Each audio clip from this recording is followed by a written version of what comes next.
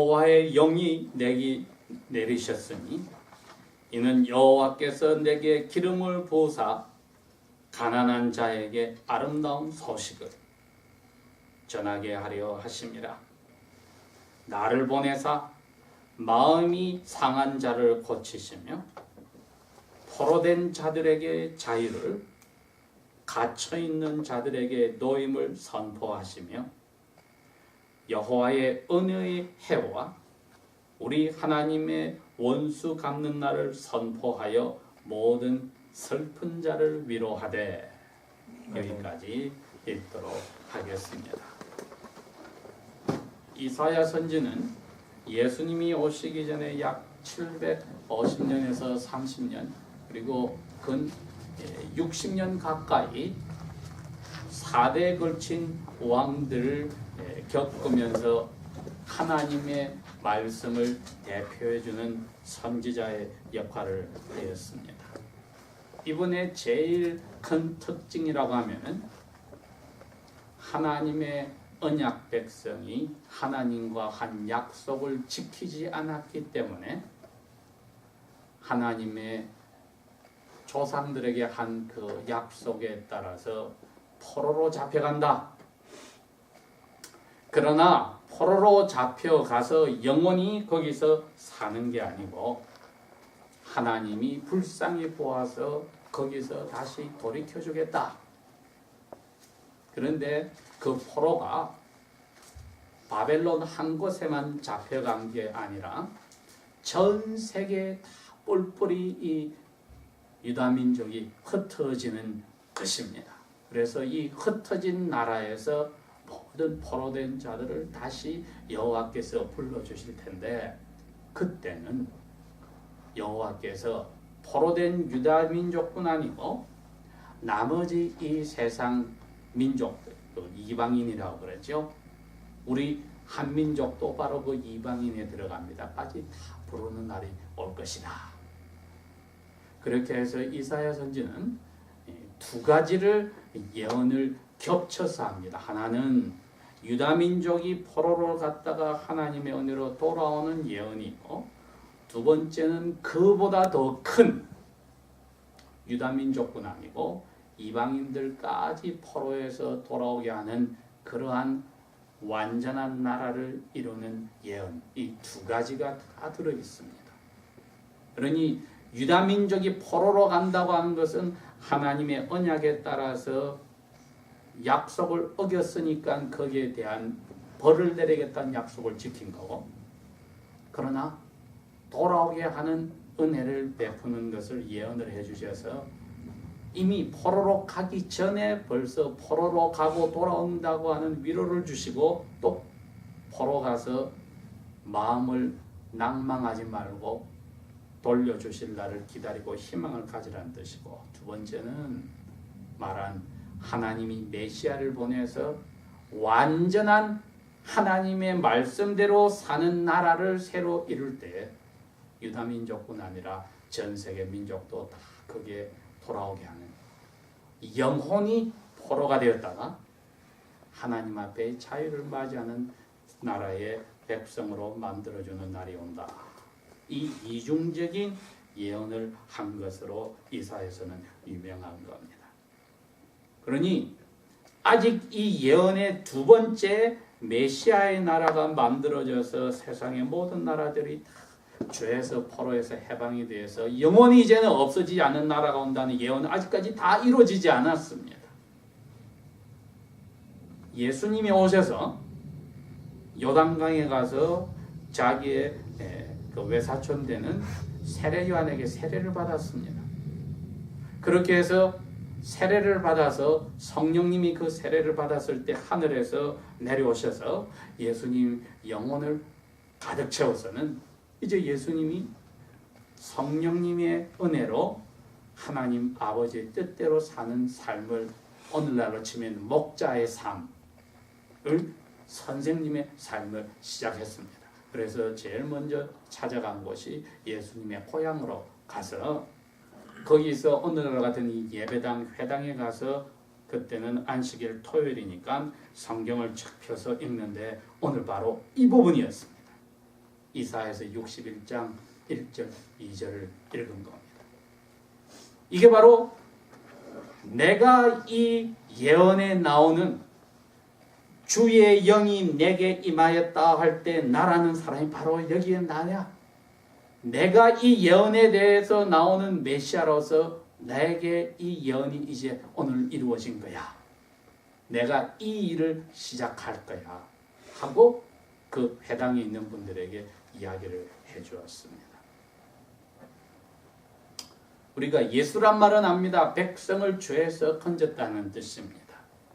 그러나 거기에 예수란 이름을 가진 분이 앉아있는 자리, 버락 오바마 하면은 버락 오바마라는 이름이 가진 자리는 미국의 대통령입니다.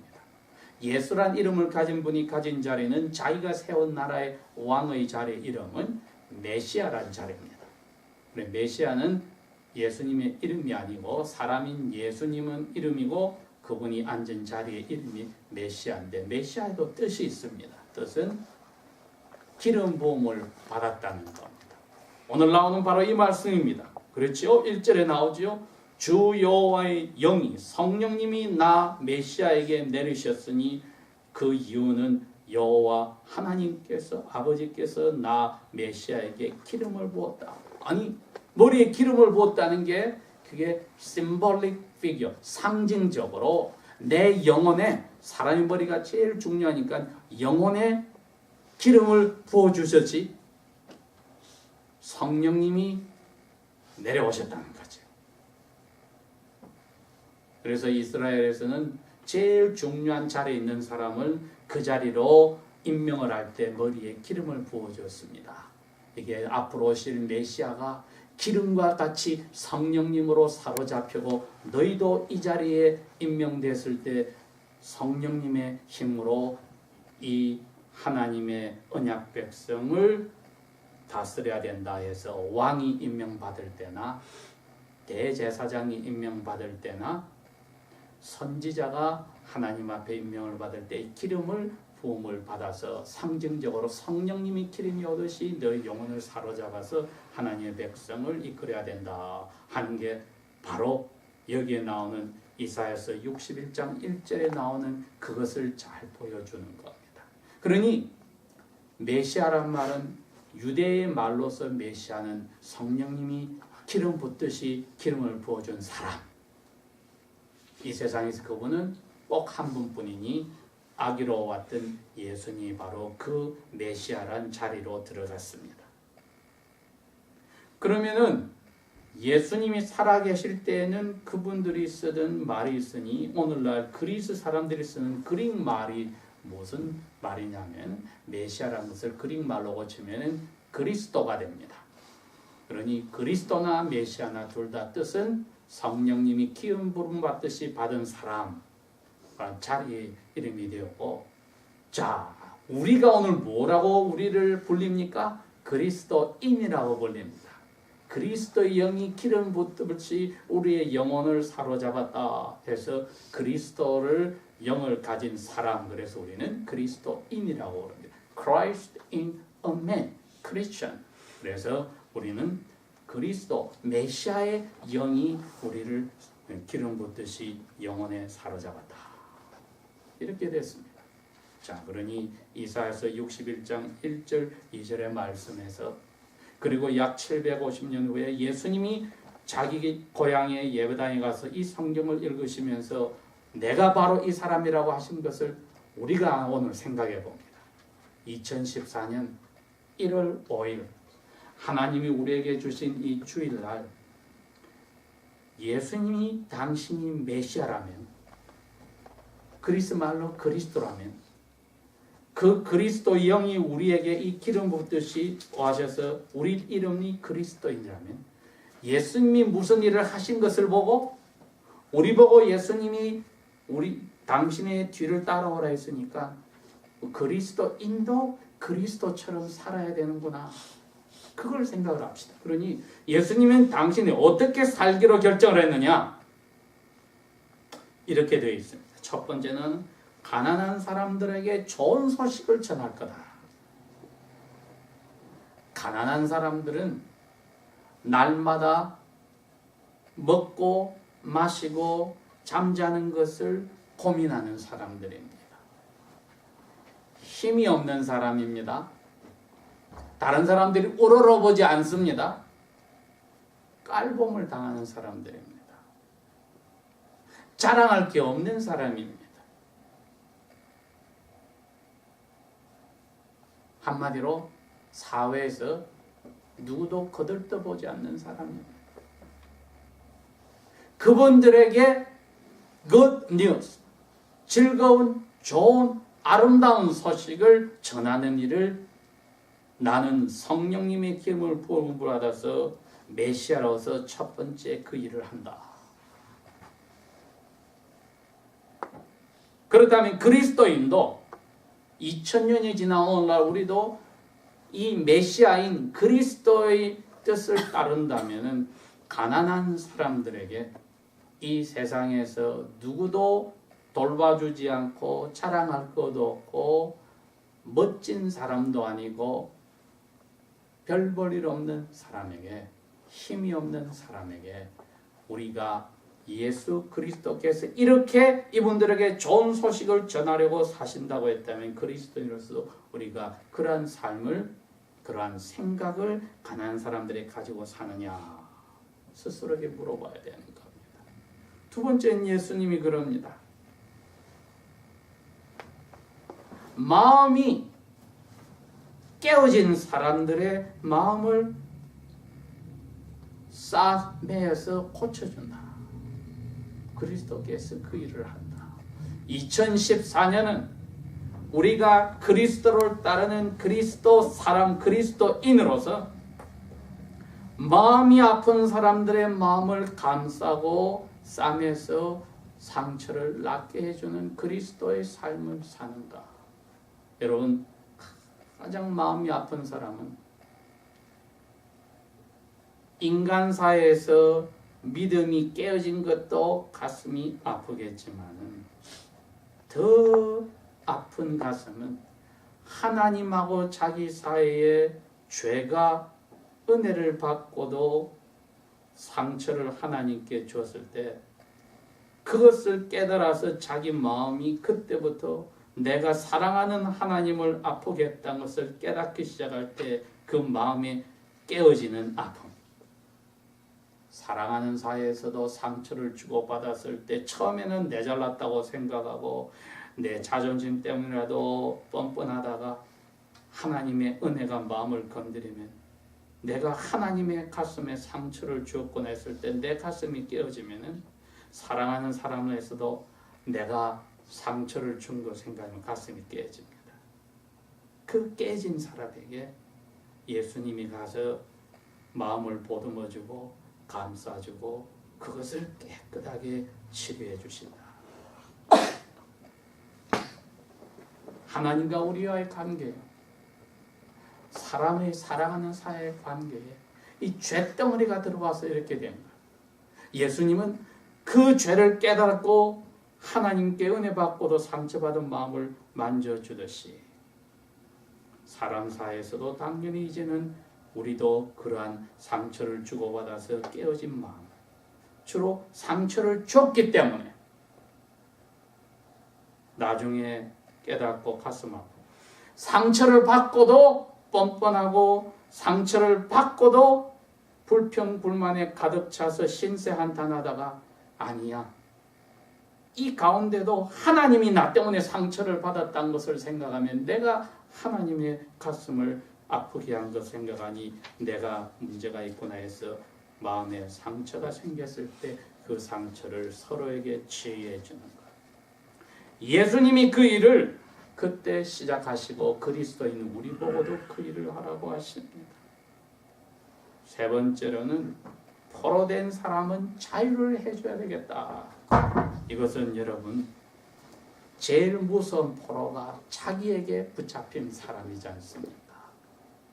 자기 스스로에게 붙잡힌 사람은 그 무슨 말을 해도 귀에 들어오지 않습니다. 무엇을 보아도 깨닫지를 못합니다. 왜? 머릿속에 자기 생각으로 가득 차 있기 때문에 이거보다 무서운 붙잡힌 포로가 없습니다. 모든 것을 자기 중심으로 생각할 때에 예수님이 오셔서 아니야. 너는 나를 만나서 사람으로 산다는 게 뭔지를 알아야 해. 하나님을 찬송하고 즐거워하는 삶이 너에게 있어야지. 너 생각에 붙잡혀서 사는 것은 그건 지옥이야. 그걸 풀어주는 것이 그리스도인 메시아께서 하시는 일입니다. 이게 참 자유입니다. 그래서 나중에 자기 생각에 잡혀서 사람들에게 존경받고 제일 높은 자리에서 자신만만하고 하나님의 말씀을 가지고 가르친다면서도 예수님을 사탄의 왕이라고 부르짖는 그 선생들에게 예수님이 그럽니다. 너희들 하나님을 아느냐? 진리를 알아야 해. 하나님하고 관계가 너희들이 없어. 그 진리를 알아야 너 스스로의 생각에서 붙잡힌 거기서 자유를 찾는 거야. 진리를 알아야 자유를 찾아. 또 말씀하셨듯이 예수님이 이제 자기 생각에 붙잡힌 포로된 사람은 자유를 풀어주는 일을 하십니다. 그래서 이것이 죄라는 감옥에 자기의 감옥에 갇혀있는 죄수를 풀어주는 일을 이제 내가 하겠다 하고 프로클레임 선포하셨다. 이게 2절에 나오는 말입니다. 하나님의 은혜가 오래 왔다. 이게 유대인들에게만 있는 일이었습니다.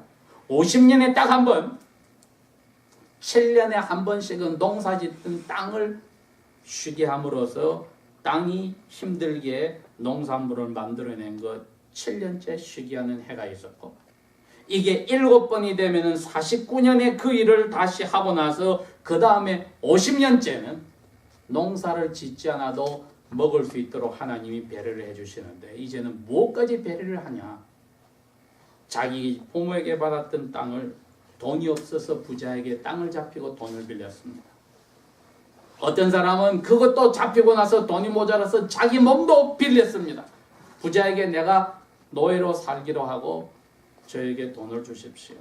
몸도 땅도 노예처럼 다른 사람에게 맡기고 자유가 없이 살던 사람에게 50년째 되는 해는 여호와께서 유다인들에게 그랬습니다. 너희들은 너희 가운데 부자들이 가난한 사람의 땅을 잡혔느냐?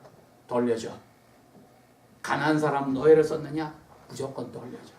50년마다 돌려주는 해가 있었으니 이것이 무조건 은혜를 베푸는 해, 주빌리. 하나님이 죄에서 해방하듯이 모든 사람이 자기 자신이나 땅까지 빼앗겨서 노예처럼 살던 데서 해방해주는 하나님의 은혜의 날을 선포하는 것. 이것이 바로 예수님이 하는 일입니다. 유다민족에게 이 은혜의 날이 50년 만에 왔다는 것이 메시아께서 하나님의 자녀들에게 그리고 이방인들에게까지 영혼으로부터 모든 것에서 자유롭게 해주는 나라를 세우겠다는 것을 그림자처럼 보여준 것에 상징에 지나지 않았습니다. 이렇게 됐을 때 오늘날 우리 그리스도인들은 과연 예수님이 이러한 삶을 사시다가 십자가에 돌아가셔서 그 원수를 위해서 기도함으로 아버지께서 그 기도를 들으시고 이 세상 마지막 날에는 예수님을 십자가에 못 박았던 사람들까지 그리고 그리스도인들을 괴롭히고 죽였던 사람들까지 심판하는 날이 오는데, 우리 그리스도인들은 이 그리스도의 뒷발자취를 따라갈 때에 여기서 말한 이 4가지의 사실 하나하나들을 우리도 내 영혼이 그렇게 자유를 가지면서 이러한 자유를 가지지 못한 영혼들을 가진 사람들을 내가 신경을 쓰는가? 아니면 사회에서도 가장 힘든 자리에 있는 사람들을 위해서 내가 정신적뿐 아니라 물질적으로도 경제적으로도 내가 그 사람들을 거기서 풀어주는 아름다운 소식을 전하는 몸으로 행동으로도 나타내는 그러한 일을 내가 하고 사는가? 살지 않았다면 올해 하나님 나에게 이 생명을 주셨다면 내가 그렇게 하고 살리라. 그게 우리 오늘 생각해야 될 제목입니다. 참된 그리스도인으로 살자. 그리스도께서 하신 대로 우리가 따라 살면 됩니다. 복잡하지 않습니다. 그게 십자가에 죽어야 될 것까지 간다면은 예수님 우리에게 그랬습니다. 너 그리스도인이 되는 기본 조건이 자기 욕심을 버려서 십자가에 죽을 가서 하고 사는 거야. 그 하셨으니 우리가 이 각오로 하는 것이 참된 그리스도인의 삶입니다. 가까운 부모와 자녀와의 관계에서뿐 아니라 가장 보잘것없는 이웃과 불쌍한 가난한 사람 관계에서도, 그리고 나와 하나님과의 영혼의 관계에서도 그리스도께서 사셨듯이 우리가 그분의 길을 따르는 그리스도인으로 산다고 할 때 참된 그리스도인이라면 내가 주님께서 하신다는 이 네 가지를 나에게 적용해서 내가 올해는 주시는 은혜만큼 감사하는 마음으로 보답하는 마음으로 살리라. 기도하겠습니다.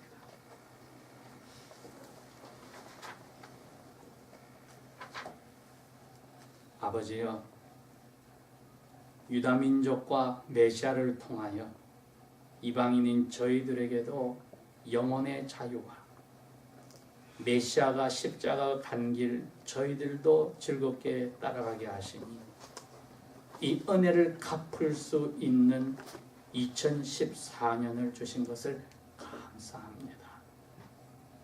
예수님께 가득 찬 성령께서 우리의 영혼을 날마다 채워서 참된 그리스도의 길을 즐겁게, 십자가의 죽음의 희생의 길을 즐겁게 따라가도록 하여 주시고 사랑으로 채워주십시오. 예수 그리스도 이름으로 기도합니다. 아멘.